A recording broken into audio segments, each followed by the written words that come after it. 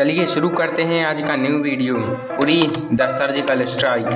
तारीख थी 10 सितंबर 2016। पाकिस्तान के जैश ए मोहम्मद आतंकियों के कैंप में 10 आतंकी मिलकर कुछ प्लान बना रहे हैं। अचानक सभी आतंकियों के मुंह पर एक भयानक मुस्कान आती है और इंशाअल्लाह इंशाअल्लाह के नारे लगने लगती हैं। यह प्लान था भारतीयों के दिलों में एक ऐसा खंजर भोंकने का जो भारतीय कभी ना भूल सकें। उनका प्लान सीधा था कि ताज होटल पर जैसे उन्होंने हमला किया था वैसा ही एक भयानक हमला एक बार फिर से करेंगे। अचानक उन आतंकियों में से एक आतंकी पीछे निकलता है और एक सीक्रेट फोन से भारतीय इंटेलिजेंस एजेंसी को फोन लगाता है। सर, बात पक्की है, सारे आतंकी मिलकर 16 सितंबर को लेह में भारतीय सैनिकों पर हमला करेंगे, आप तैयार रहना। दरअसल यह कोई आतंकी नहीं, भारतीय जासूस शेरशाह धनखड़ थे, जिनकी वजह से आतंकी हमलों को पहले भी नेस्तनाबूद किया जा चुका था। लेकिन आज किस्मत को और ही मंजूर था। शेरशाह के सर पर एक आतंकी पीछे से हमला करता है और शेरशाह वहीं पर बेहोश हो जाते हैं और जब उनकी आंखें खुलती हैं तब वो खुद को बना हुआ पाते हैं। सारे आतंकी आपस में बात कर रहे हैं कि इसने सब कुछ भारतीय एजेंसियों को बता दिया है, अब क्या किया जाए। तभी एक आतंकी की नज़र धनखड़ पर पड़ती है। वो कहता है कि पहले इस भारतीय जासूस को मारा जाए। तभी आतंकी धनखड़ के पास आते हैं और उनसे कहते हैं, सुन, अगर तुझे अपनी जान प्यारी है तो फिर से फोन लगा और भारतीय एजेंसियों को कह दे कि ये खबर झूठी है। लेकिन वह भी भारत माँ का लाल था, उसके नाम में ही शेर था, वो कहाँ झुकने वाला था। वो कहते हैं कि मैं मर जाऊंगा लेकिन मैं देश से गद्दारी नहीं करूंगा। इस पर सारे आतंकी हंसते हैं और कहते हैं कि फिर मर जा, और अपनी अपनी AK-47 राइफल से एक साथ धनखड़ पर गोली की बौछार कर देते हैं। तभी आतंकी सरगना आता है और कहता कि प्लान चेंज, अब हम लेह में हमला नहीं करेंगे, अब हम उरी में हमला करेंगे, और वो भी 16 सितंबर को नहीं 14 सितंबर को। आतंकी सरगना 4 आतंकियों को बुलाता है, सद्दाम, रईस, मुकीम और सलमान, और उनसे कहता है अब तुम्हारी शहादत का समय आ चुका है, जाओ मेरे शेरों, और जन्नत में 72 हूरें तुम्हारा इंतजार कर रही हैं। लेकिन वह भारत माँ का लाल, उसने मरने से पहले अपना काम पूरा कर दिया था। उसका सीक्रेट फोन ऑन था और ये सारी खबर भारतीय एजेंसियों को लग चुकी थी। रॉ अधिकारी तेजी से भारतीय PMO ऑफिस में फोन लगाते हैं। सर, खबर पक्की है, आतंकी 14 सितंबर को उरी पर हमला करेंगे। PMO अधिकारी भारतीय थल सेना लेफ्टिनेंट कर्नल कुलदीप भारद्वाज को फोन लगाते हैं। अरे सुनो भारद्वाज, तैयार रहना, उरी में 14 सितंबर को भारतीय जवानों पर हमला होगा। 14 सितंबर को भारतीय सेना तैयार रहती है लेकिन हमला नहीं होता है।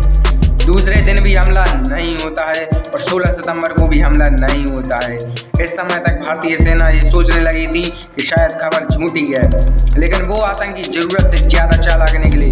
शायद सीक्रेट फोन की ऑन होने की खबर उन्हें थी। और आखिरकार 18 सितंबर 2016 में सुबह करीब 5:30 बजे भारतीय सेना के ब्रिगेड हेडक्वार्टर पर जैश ए मोहम्मद के 4 आतंकवादियों ने घात लगाकर हमला किया।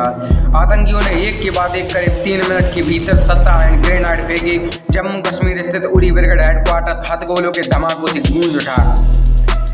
हथगोलों के हमलों से फौजियों के टेंटों में आग लग गई और उसमें सो रहे जवान बुरी तरीके से झुलस गए। इस पर सेना के जवानों ने तुरंत जवाबी हमला किया और मुठभेड़ में 4 आतंकियों को मार गिराया। लेकिन अचानक हुए इस हमले में हमारे जवान भी शहीद हो गए थे। यह मुठभेड़ करीब 6 घंटे तक चली और वहीं पाकिस्तान की इस हरकत से सारे देश में शोक और गुस्से की लहर दौड़ पड़ी और हर तरफ सिर्फ एक ही आवाज थी,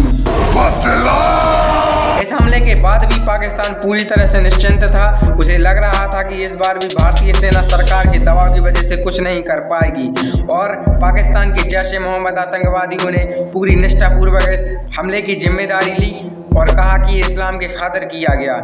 लेकिन यह दौर था इस समय के महानायक नरेंद्र दामोदर दास मोदी का। नरेंद्र मोदी ने सेना को पूरी छूट दे दी और भारतीयों को यह आश्वासन दिया कि पाकिस्तान को बहुत बड़ी कीमत उनको चुकानी पड़ेगी। 23 सितंबर 2016 को मिलिट्री ऑपरेशन रूम में एक मीटिंग होती है जहां PM Modi, NSA, defence minister, army chief ने यह निर्णय लिया कि पाकिस्तान के अंदर घुसकर उसे ऐसा सबक सिखाएंगे कि पाकिस्तान की 7 पुश्तें याद रखेंगी। और 27 सितंबर को आधी रात को 3 जगहों से जाबाज कमांडो की 5 टुकड़ियों ने नियंत्रण रेखा पार की और दुश्मन के ठिकाने भारतीय सेना के सामने थे। भारतीय कमांडो की आंखों में अपने भाइयों की शहादत का बदला साफ देखा जा सकता था, लेकिन अचानक से हमला 24 घंटों के लिए रोक दिया जाता है। तय किया जाता है कि 24 घंटे तक दुश्मन की हरकतों पर नजदीकी से नजर रखी जाए। सभी कमांडो नाइट विजन उपकरणों से लैस थे। दुश्मन के गढ़ में जरा सी भी आहट पूरी योजना को तार-तार कर सकती थी। अब कमांडो पूरी तरह से तैयार थे और आखिरकार रात 12 बजे भारतीय सेना के स्नाइपर धनंजय सिंह ने पहली गोली पहरेदारों को मारी। पहरेदारों के खामोश होने के बाद भारतीय कमांडो चीतों की तरह आतंकी कैंप के और पास आ जाते हैं। भारतीय कमांडो अब पूरे कैंप को घेर कर रॉकेट लॉन्चरों से भयानक हमला कर देते हैं। एक के बाद एक हैंड ग्रेनेड हथगोलों से पाकिस्तानी धरती सहम उठती है। जो आतंकी भारतीय सेना के प्रकोप से भागने की कोशिश कर रहे थे, उन्हें भी भारतीय सेना नहीं बख्शती। पाकिस्तान में दुश्मन के सभी कैंप निस्तानाबूद कर भारतीय जवान सुरक्षित रूप से वापस लौट कर आते हैं। वाकई यह वो दिन बना जब भारत ने पूरी दुनिया को यह मैसेज दिया कि वह अपने दुश्मनों को घर में घुसकर मुंहतोड़ जवाब दे सकता है। कुछ भी कहा जाए, लेकिन नरेंद्र मोदी जी ने देश का विकास किया हो या ना किया हो, ये आप जानते हैं, लेकिन सेना को इन्होंने बहुत मजबूत बनाया है। और नरेंद्र मोदी अगर ताज होटल के हमले के समय पीएम होते तो ना जाने वो पाकिस्तान का क्या हश्र करते। ये बात किसी से नहीं छुपी है कि इंदिरा गांधी और लाल बहादुर शास्त्री को छोड़कर लगभग सारे कांग्रेसी प्रधानमंत्रियों ने हमारी सेना के हाथ बांधे ही है। अगर हमारी सेना को पूरी तरह से छूट दी जाए तो वो आज भी पाकिस्तान में सारे आतंकियों का सफाया कर सकती है। बाकी इस सब के बारे में आपकी क्या सोच है, कमेंट में जरूर बताना। और क्या ताज होटल हमला और पुलवामा एयर स्ट्राइक टॉपिक पर भी वीडियो आनी चाहिए, ये भी बताना।